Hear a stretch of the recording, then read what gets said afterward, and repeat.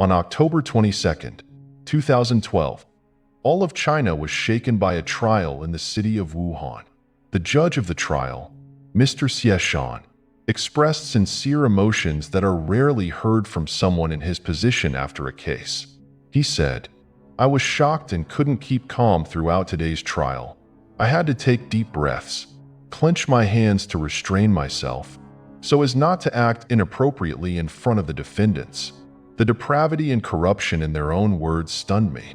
I am certain that not only I, but anyone present in the courtroom today, or even those who merely heard those shameless words, would feel the same indignation as I did." These strong emotions came not only from a judge who had faced many difficult cases, but also from a person deeply hurt by the degradation he witnessed. This was a unique case, one that made even the most experienced individuals struggle to face the depravity it revealed, leaving a lasting impression on their minds. The dismembered body and the first clues. On May 31, 2012, the police in the city of Wuhan, Hubei province, received a call from a sanitation worker. He reported that he had found an arm that looked very human-like inside a black plastic bag. Upon receiving the report, the police immediately arrived at the scene, where they found the black plastic bag containing the arm, discarded in a trash can in a park. The person who reported the incident was Mr. Min Yen, a sanitation worker at Xie Park. He stated that, as usual, he went to his assigned area to clean up this morning. While checking and emptying the trash, he found a rather large plastic bag with a strange object inside. Out of curiosity, he opened it and was horrified to see a human arm inside. The police conducted a preliminary inspection and confirmed that it was indeed a human arm, dismembered into several parts. Notably, the middle finger appeared to have been severed by a sharp object. While still in shock, the police received another call reporting that a foot, also appearing human, had been found in a trash can in front of another resident's house. Immediately, a team of officers was dispatched to the area and confirmed that it was indeed a human foot. These details left the police deeply shocked. It was clear that this was a brutal case involving a violent and ruthless method. What could be the motive behind the perpetrator's actions? What led them to act so heartlessly? The police were left with many difficult questions.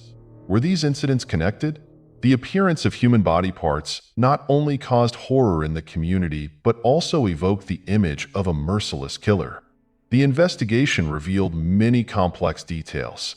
At the scene, the police discovered a piece of muddy clothing with weeds on it, suggesting that the victim may have been murdered elsewhere and then dragged to this location. The fabric was also attached to a piece of metal, possibly rusty iron from a sharp tool used for cutting. Upon examining the cuts on the body more closely, the police noticed that these incisions were not random but showed a high degree of skill, indicating that the perpetrator might have anatomical knowledge or a background in the medical field.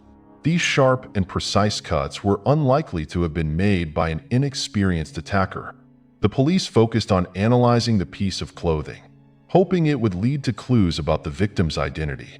Using advanced analytical techniques, they found important traces from the fabric fibers, dust particles, and DNA evidence. These clues brought them closer to solving the case. Additionally, there was a large scar on the arm, about 5 centimeters long, along with a red mole on the left palm. These were considered significant identifying characteristics for the victim. Besides this evidence, the police employed other methods, such as DNA analysis from the fabric and bloodstains, comparing it with the DNA database to find leads on the victim and their relatives.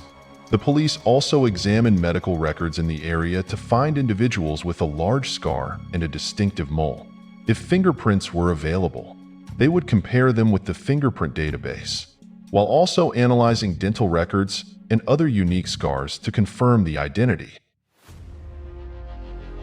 The victim's identity and the next shocking discovery. After the examination, The body parts and identifying features were confirmed to belong to the same person. The victim was identified as Ms. Yuhong In, born in 1964, who once worked as an anesthetic nurse at a hospital in the city but had retired long ago. The police found information about her family. She had a small family with her husband, Mr. Liu Jing, born in 1959, an electrical engineer at a company. However, he passed away more than 3 years ago in a traffic accident. She also had twin children, Liu Haoxian and Liu Shihua, born in 1994, both high school students. Ms. Yuhong's family led a quiet life, rarely socializing with neighbors. Those around described her as a calm, soft-spoken woman who was devoted to her family. At the same time, the police received a report from a pair of students stating that their mother had been missing for more than a day and was unreachable. Sensing the connection, the police contacted the two students, requesting them to provide detailed information about their missing mother, with identifying features like a slightly slender build, curly hair, and a red mole on her palm. The police confirmed that the missing mother was indeed Ms. Yuhong In, the unfortunate victim in this horrific case. During the interrogation, Liu Haoxian and Liu Shihua stated that the last time they saw their mother was the evening before she disappeared. Ms. Yuhong In had a habit of taking evening walks to relax, but this time, she did not return home as usual. The two attempted to contact friends and family but received no information about her, ultimately deciding to report the incident to the police. The investigation focused on Ms. Yuhong's life and relationships. Through information from her family and former colleagues, the police discovered that she lived a quiet life after retiring. However, she had recently shown signs of anxiety and had a few minor conflicts with colleagues, which caught the attention of the investigative team. While investigating Ms. Un's relationships, the police received another report. This time, a man named Wei Qi reported that, while fishing, he had reeled in a large, unusual bag containing what appeared to be an upper torso. Horrified, he ran off and called the police. Upon receiving the report, the police arrived at the scene, a lakeside about 2 kilometers south of Huangbai Lake. When they arrived, the police and forensic team were shocked to find a headless torso, missing the left arm and the right foot. Many on the team felt nauseous at the horrific sight. After retrieving the body and conducting an examination, forensic experts confirmed that the DNA from this body part matched the DNA of the hand and foot found earlier. This confirmed that all the parts belonged to the same person, and the victim was indeed Ms. Yuhong In. The brutal murder left everyone in horror, identifying this as a particularly dangerous case. Investigating the victim's relationships. Returning to Ms. Yuhong In's relationships, the police continued investigating to find the motive and the perpetrator. Through interviews, they learned that Ms. In had a very good relationship with her husband when he was alive. Her 2 children described her as a kind, devoted mother with no unusual behavior recently. However, after her husband's death in a traffic accident, she became withdrawn and lived in constant grief.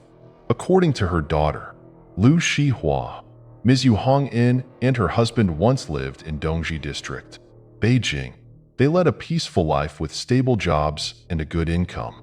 Mr. Liu was a talented engineer in the city's electrical company, highly regarded and with potential for promotion to chief engineer on the executive board. Ms. Yu was an outstanding anesthetic nurse at Peking University Medical Hospital. They had a daughter named Liu Jing'an, and it seemed as if happiness would last forever. However, in 1991, when Liu Jing'an was 3 years old, Ms. In, due to her busy work schedule, hired a nanny to look after her daughter. One day, due to the nanny's negligence, the little girl drowned right inside the apartment. The shock was too great for Ms. An and her husband to bear. In 1992, they decided to leave the place filled with painful memories and move to Wuhan, Hubei province, to start over.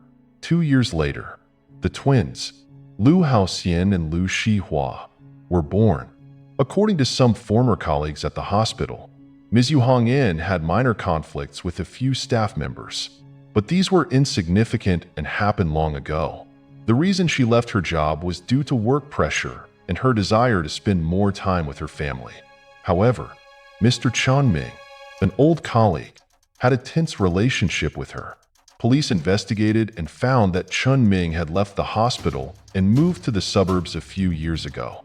When questioned by the police, Mr. Ming stated that he left the hospital because his hand tremors had worsened, preventing him from continuing his work.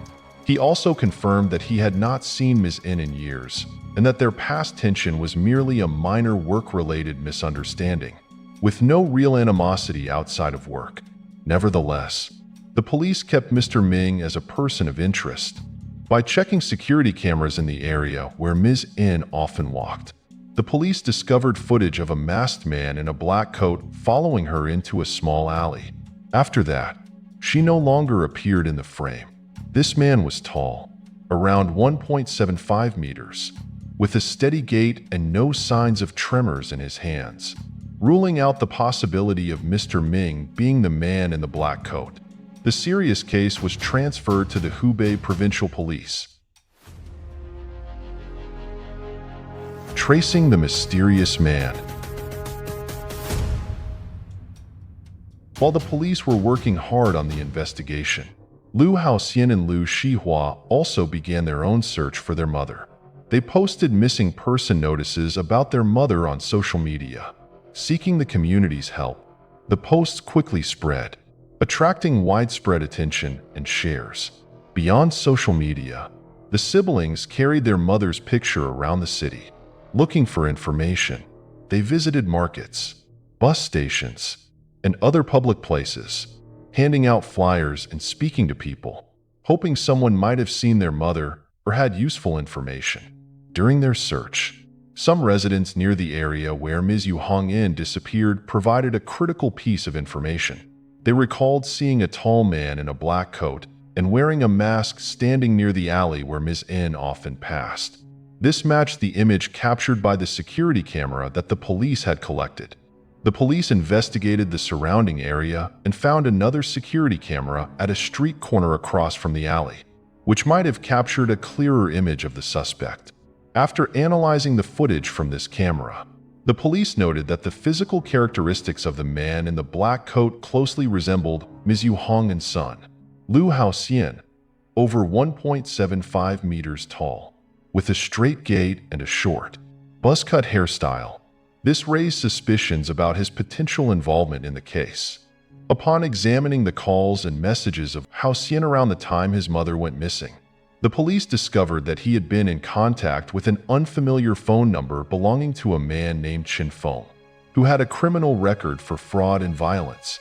When summoned for questioning, Chen Feng was initially uncooperative, but after several hours, he admitted to knowing Haoxian and having financial dealings with him. However, Chen insisted that the recent calls were only about debt repayment and were unrelated to the disappearance.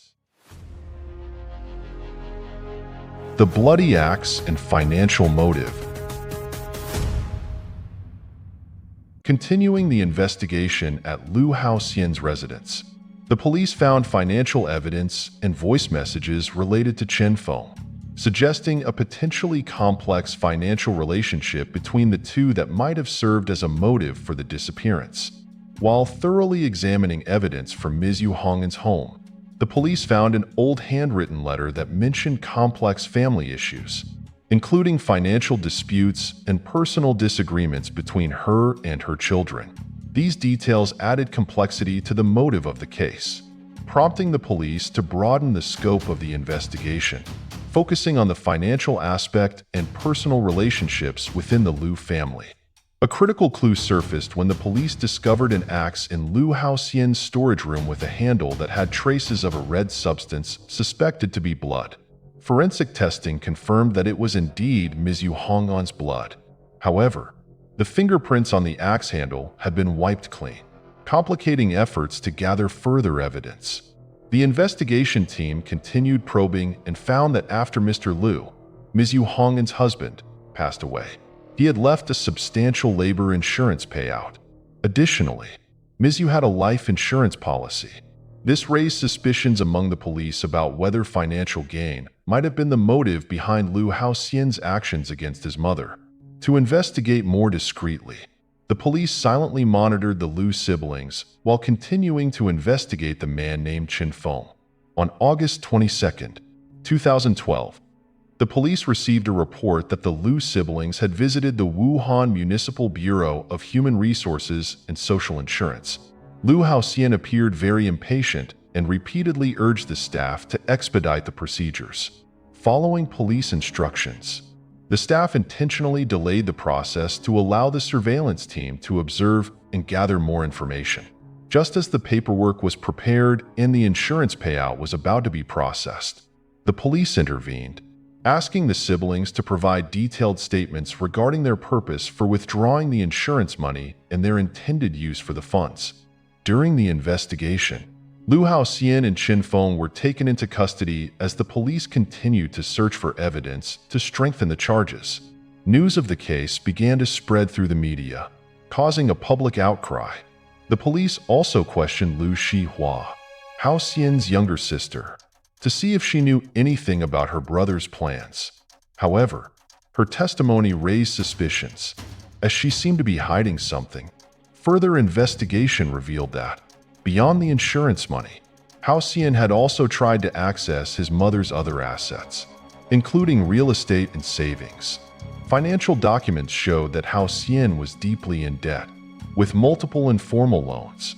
After several hours of interrogation, Qin Feng admitted to being Haoxian's creditor, with an outstanding debt of more than 500,000 yuan, and also acknowledged introducing Haoxian to gambling. Qin Feng stated that he often met Haoxian to demand payment or to provide betting figures. Despite continuously denying involvement in her mother's disappearance, Xihua was found to have exchanged multiple messages and calls with her brother, revealing that she was aware of Haoxian's financial situation and had helped him conceal some evidence. Eventually, Xihua confessed that she assisted her brother in processing the insurance claims, but insisted she had no knowledge of any plan to kill their mother. Debt pressure and distorted relationship. A shocking detail emerged through messages. Xihua and Haoxian, despite being siblings, were in a romantic relationship. This raised numerous questions for the police about their motives and actions, considering the possibility that this illicit relationship might have influenced their decisions in the case. As for Haoxian, although under arrest, he continued to deny all accusations, claiming his innocence and asserting that everything was just a misunderstanding. He calmly refuted all evidence presented by the police, declaring that he had no intention of killing his mother. The police persisted in gathering more evidence and statements from those involved, hoping to fully clarify the case. During the investigation, the police found that on the day of the incident, Haoxian had a heated argument with his mother over money. Witnesses living near Haoxian's residence confirmed hearing shouting and loud noises that evening. Analyzing bank transactions, the police saw that Haoxian withdrew a large sum of money soon after learning about his mother's insurance payout, and this money was used to repay debts to Qin Feng and other creditors. This indicated that he had premeditated the use of the funds. Upon further investigation into Qin Feng, the police discovered that he was not only Haoxian's creditor but was also involved in gambling and loan sharking activities. Qin Feng exploited Haoxian's debt situation, pressuring him to repay the debt at any cost, even if it meant committing a crime. Finally, under the pressure of financial transaction evidence and messages revealing the complex relationship between Xihua and Haoxian, Haoxian was forced to confess. In his testimony, Haoxian recounted that before moving to Wuhan, the family once had a happy life in Beijing. However, after losing their first daughter, the family decided to move to Wuhan to rebuild their lives. Family conflicts and the dark secret of the Liu siblings. Haoxian stated, "We endured so much under her control. She wasn't like a normal mother, but rather a tyrant. forcing us to follow suffocatingly strict rules. We weren't allowed to go out, dress like our peers, or freely do what we wanted. Every day, we had to wake up at 6 a.m., go to school, come back on time, have dinner, and do our homework according to a fixed schedule. She forbade us from making friends, from interacting with the opposite sex, and every time we disobeyed her, we were severely punished. How Xian described the harsh punishments his mother imposed. Once, because Xie took off her protective jacket in the heat, she was denied food and locked in the attic overnight. Another time, when Hao Xian attended a basketball gathering, she whipped his arms and legs with electric cords as a deterrent. After Mr. Lu's death, her control became even more oppressive, making them feel increasingly resentful and stifled under their mother's rule. During their teenage years, Hao Xian and Xie longed for freedom and wanted to experience typical youth activities like camping and meeting friends. But Ms. Yu constantly forbade them under the pretext of keeping them safe. According to Hao Xian, they became increasingly rebellious. In front of their mother, they pretended to be obedient, but outside, they rebelled, smoking, dressing provocatively, skipping school, participating in parties, and even exploring sexuality. With their rebellious youth and a distorted childhood, both siblings' perspectives gradually became warped. They grew up believing that outsiders were a constant threat, and over time, they learned to trust only each other. Over time, the feelings between the two brothers were not just family love, but also went beyond the limit, becoming a relationship they called love. Every night, when Mr. and Mrs. Lu fell asleep, Hao Xian often sneaked into Xie room, sharing intimate moments with her such as holding hands, hugging and kissing, even exploring each other's bodies. However, the truth was eventually discovered. Mrs. Yu, after realizing this abnormal relationship, punished them with insults and beatings. This made the two of them even more rebellious. Xie began skipping school and frequently joined friends at all-night parties, while Hao Xian turned to gambling, even misusing Ms. Yu's money, leading to mounting debts. When Ms. Yu refused to continue providing financial support, arguments became a constant occurrence. Then one day, upon learning of the Lu family's savings and insurance policies, the siblings began planning to seize the assets and move to another city. The horrific night and the victim's children's act. On the night of May 30th, 2012, after a fierce argument with Ms. Yu over money, Lu Haoxian decided to carry out his brutal plan. He prepared meticulously, dressed in black, covering his face to avoid recognition, and carrying an axe and several black bags in his backpack. That night, he followed her from a distance, waiting until she entered a deserted alley before launching a sudden attack from behind. The sudden, forceful blow caused Ms. Yu to collapse immediately. After ensuring that the crime scene was a hidden corner with few passers-by, Hao Xian transported her body to an abandoned house nearby. He carefully dismembered her body and disposed of the parts in various locations to avoid detection. He threw her arm in a roadside trash can, her leg in a park, and the largest part of her torso in a fish pond near the abandoned house. He took her head back to hide it in the attic, wrapping it securely in black plastic bags. The next morning, when Xie asked about their mother, Hao Xian responded indifferently, saying he didn't know where she had gone. However, Xie quickly sensed that something was wrong. When Hao Xian confessed to the crime in order to access the savings, she was neither shocked nor reported him to the police. Instead, she chose to remain silent and continue playing her role in the dark scheme they had begun. The police's investigation journey. However, the police began investigating Ms. Yu's disappearance and quickly uncovered clues that Hao Xian had overlooked. Neighbors reported hearing loud arguments and sounds of a violent confrontation on the night Ms. Yu disappeared. Additionally, Hao Xian's unusual bank transactions drew police attention, when he withdrew a large sum shortly after receiving information about his mother's insurance payout. With crucial revelations from Chen Feng and cooperation from witnesses, the police gathered enough evidence to arrest and charge Hao Xian.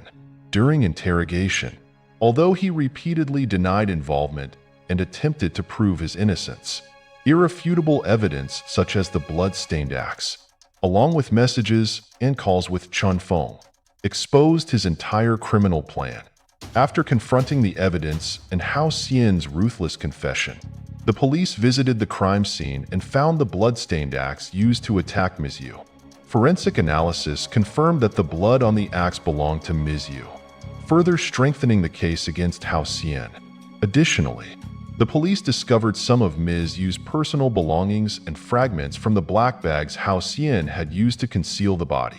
When they inspected the attic, the police and forensic officers were shocked and horrified to find Ms. Yu's head tightly wrapped in multiple layers of black plastic, near a lake by the abandoned house. The police also found traces of Hao Xian's attempt to destroy evidence, including signs of burning papers and documents, likely related to Ms. Yu's insurance and assets that he intended to seize. After completing the evidence collection at the scene, the police continued to interrogate Hao Xian. With irrefutable evidence and witness statements against him, he had no way out. Under pressure, Hao Xian finally admitted to murdering his mother to claim her insurance money and cover his debts. The first trial and disturbing statements. On October 22, 2012, the first trial took place at the Supreme People's Court in Wuhan, Hubei Province, with Police Chief Xie Shan present, and thousands of people following the case.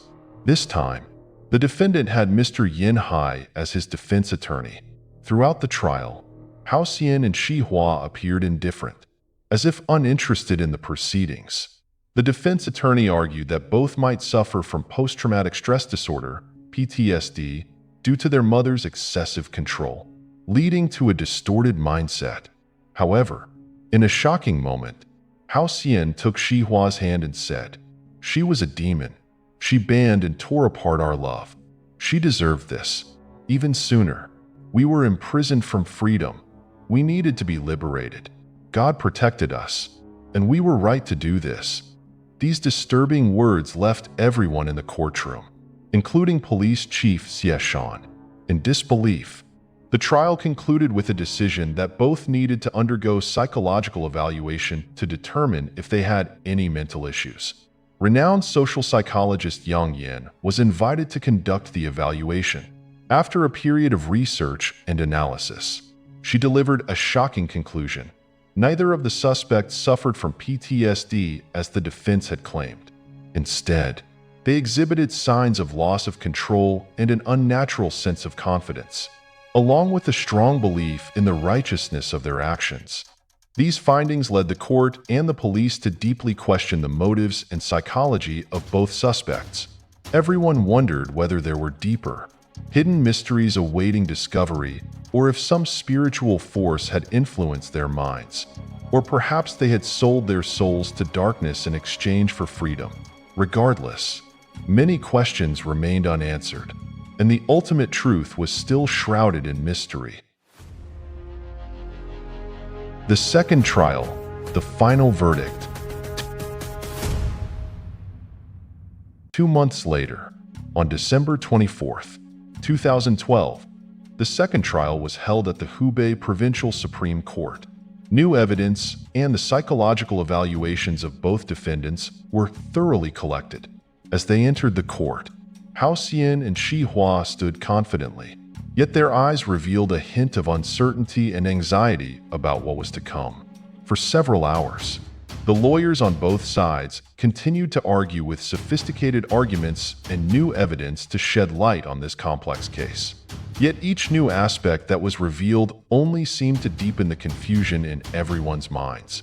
Throughout the trial, Hao Xian and Xie Hua remained silent, showing no emotion, which further raised suspicions about their mental state.